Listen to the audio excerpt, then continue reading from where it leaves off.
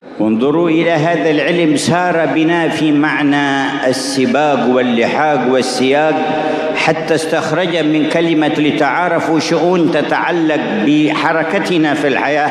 كلنا نقرأ هذه الآية سنين طويلة وما استوقفنا معانيها هذا الاستيقاف الذي سمعناه من الشيخ.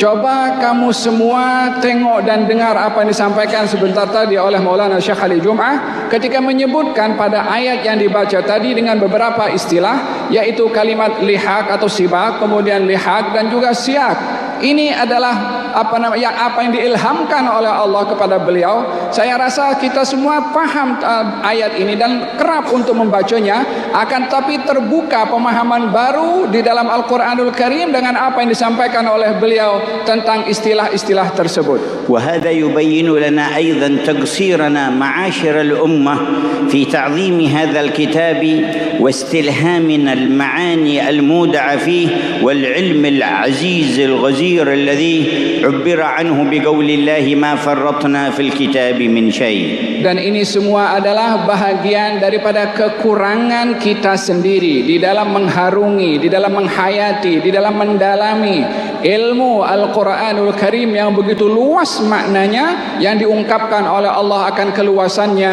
Ma farratna fil kitab min syai', kami tidak tinggalkan sedikit pun di dalam Al-Quran melainkan semuanya ada. Demikian firman Allah. ولما ذكر نبينا صلى الله عليه وسلم أنواعا من الفتن التي تنزل بالأمة وتحل بهم في آخر الزمان قيل فما المخرج قال كتاب الله.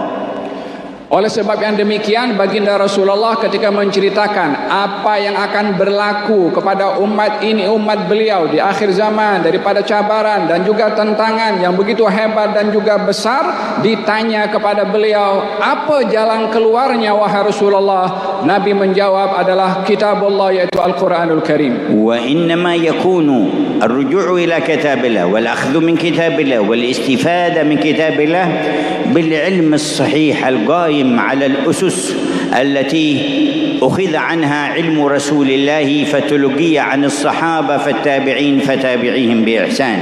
Untuk kita dapat memahami ilmu yang luas ini yang disimpan di dalam Al-Quranul Karim, maka hendaklah kita perlu mengambil ilmu tersebut daripada mereka yang benar-benar memahami akan ilmu itu, bermula daripada para sahabat, bermula dari sehingga kepada para tabi'in, dan juga kepada mereka yang mengambil ilmu dengan sumber yang sahih dan benar. وبهذا يقوم لنا ميزان في العلم الذي نحن محتاجون إليه.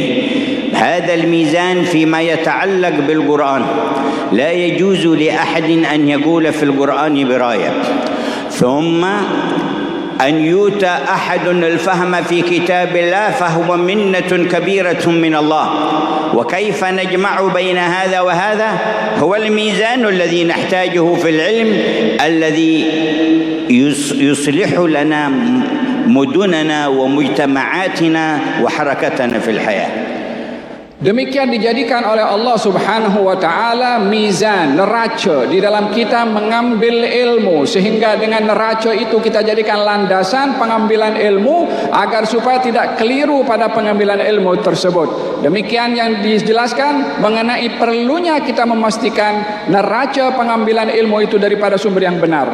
وهذا سيدنا أبو بكر الصديق عليه رضوان الله تعالى من أكبر العلماء في الأمة ومن أعظمهم فهما في كتاب الله جل جلاله يسأل عن معنى كلمة أبا لم يكن مستحضرا المعنى في تلك الساعة فقال أي سماء تظلني وأي أرض تقلني إن قلت في كتاب الله برأيي لا أعلم اسألوا عنها.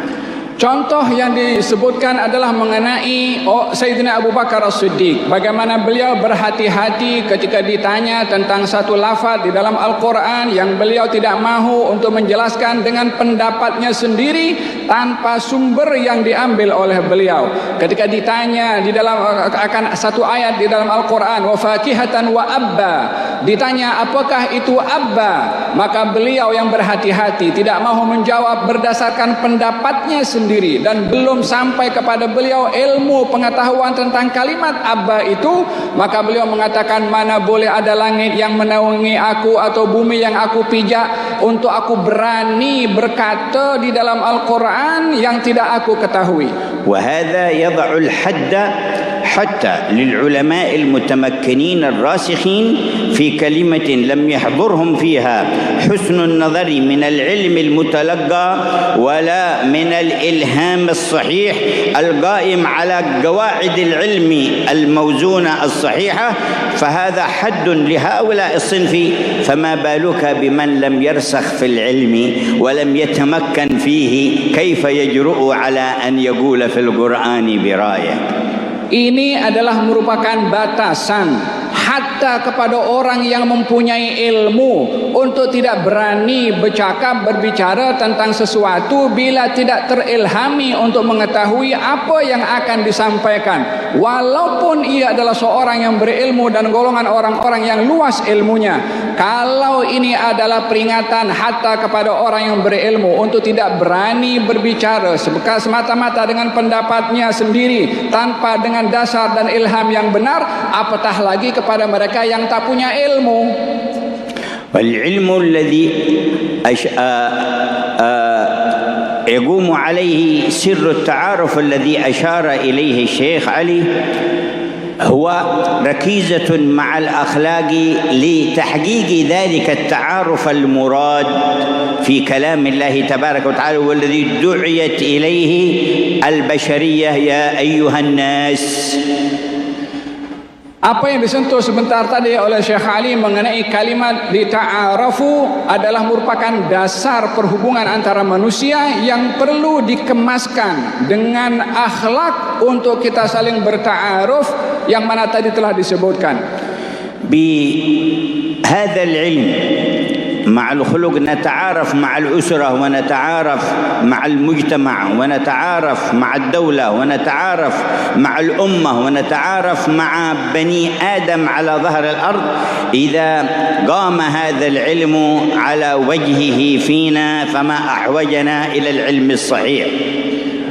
Disebutkan pada ayat itu dengan kalimat ayuhan nas yang merujuk kepada seluruh manusia tanpa terkecuali, bermula daripada keluarga, bermula daripada negeri, bermula daripada kampung, bermula daripada negara, bahkan kepada seluruh manusia di mana saja mereka berada, dijadikan dasar hubungan antara mereka adalah untuk saling kenal mengenali. والعلم في مختلف شؤون الحياة يحتاج إلى اتساع وإلى فسح المجال للمطلع الآخر، فأما في باب الشريعة فهو أعلى وأوسع وأجل، فكل من ظن أنه بعلم في الشريعة يحوي الشريعة ويطرحها بين يديه ويكون هو الحاكم فيها في العالم فهو من أجهل الخلق بحقيقة الشريعة وبالعلم. قال سيدنا مالك لما قال له الأمير سنحمل الناس على الموطأ، قال إن تفعلها تكن فتنة، إن أصحاب رسول الله توزعوا في الأرض ومع كل قوم علم، فلا معنى أن تحملهم على ما وصل إلى مالك وحده.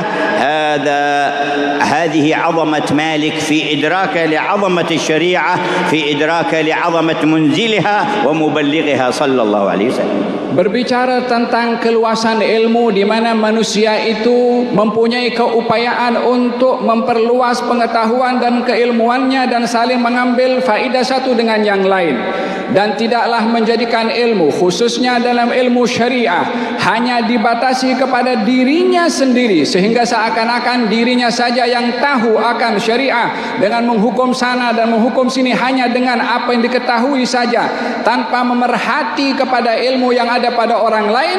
Ini adalah orang yang paling jahil walaupun dia mendakwa sebagai seorang yang berilmu. Contohnya adalah kepada Imam Malik ketika pada para penguasa pada waktu itu menawarkan melaporkan kepadanya untuk dijadikan kitab Al-Muwatta yang disusun olehnya menjadi dasar negara yang mesti dijadikan pegangan kepada seluruh negara. Imam Malik menolak tawaran itu dan mengatakan, janganlah kamu menjadi sebab timbulnya fitnah dengan membatasi pengetahuan dan ilmu hanya ada pada kitab Muwatta sahaja, kerana sahabat Nabi Muhammad itu adalah berpecah di semerata tempat. Mungkin ada banyak hadis yang belum saya terima, yang hadis itu memang ada daripada Rasulullah, yang kalau dibatasi dengan satu kitab sahaja, maka dengan demikian hanya terhad kepada kitab ini dan orang lain tidak akan menerima apa yang ada pada ilmu yang disampaikan oleh sahabat-sahabat yang lain. Wa aqrabul ummah min ma'dinil ilmi al-syar'i wa manba'ih as-sahabatul kiram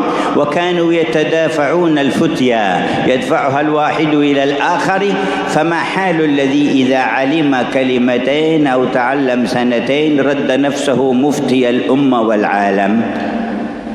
Contoh yang perlu kita teladani dalam ilmu ini, dan orang pertama yang mengambil ilmu ini adalah para sahabat, yaitu mengambil ilmu daripada Rasulullah. Tetapi mereka, akhlak mereka dalam keilmuan mereka saling menolak kepada orang lain di dalam memberikan fatwa tentang hukum hakam tertentu, enggan untuk mendahulukan dirinya untuk menjawab, walaupun mereka adalah golongan orang pertama yang mencari ilmu daripada Nabi. Apatah gerangan pada zaman ini bila orang hanya tahu satu dua kalimat atau belajar 1 atau 2 tahun akan menjadi mufti kepada seluruh umat dan menghukum seluruh umat hanya dengan pengetahuannya yang terbatas.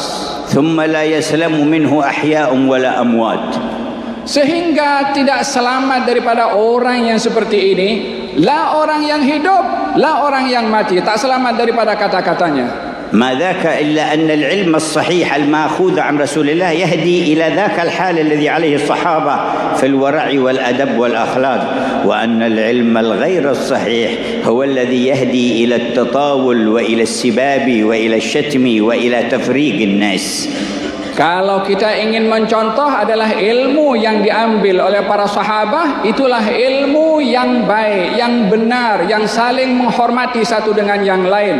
Adapun yang lainnya, ilmu yang tidak baik, ilmu yang tidak benar adalah ilmu yang diambil dengan tujuan untuk meninggikan diri atau menghukum orang lain dengan hukum yang dia ketahui pada ilmunya yang terbatas. وانظر تماما تحقيق هذا المعنى في رجل صالح كان عالما وشائبا ويمشي على دابة له، وإذا بواحد آخر بعيد عن حقيقة العلم وعن الأخلاق يسلم عليه الشيخ فيقول للشيخ أنت أفضل أم دابتك التي أنت راكب عليها؟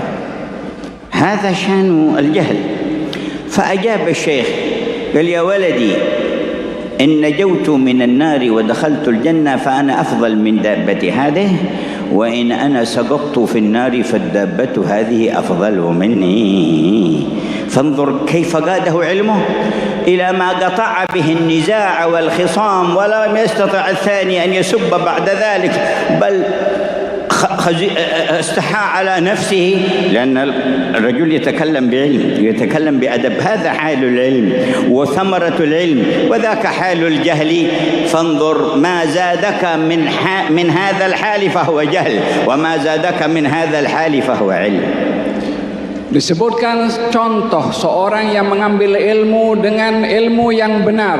Satu orang alim, dia sudah tua, berjalan di satu perjalanan dengan menaiki binatang tunggangannya, bertemu dengan seorang yang bodoh, ingin mengolok-olok kepada orang tua yang alim ini dengan mengatakan, wahai syekh, siapakah yang lebih mulia, kamu atau binatang yang kamu tunggangi ini? Kata seorang anak muda itu yang bertanya dengan nada mengolok-olok kepadanya. Maka syekh ini yang ingin menjawab dengan ilmu dan juga dengan adab mengatakan kepada anak muda itu, wahai anakku, kalau nanti di hari kiamat aku selamat daripada neraka dan masuk syurga, maka aku lebih baik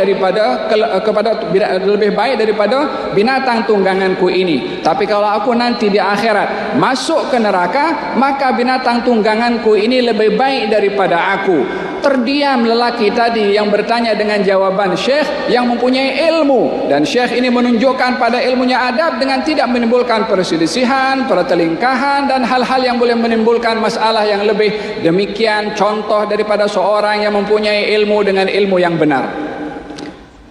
Allahu la ilaha illallah.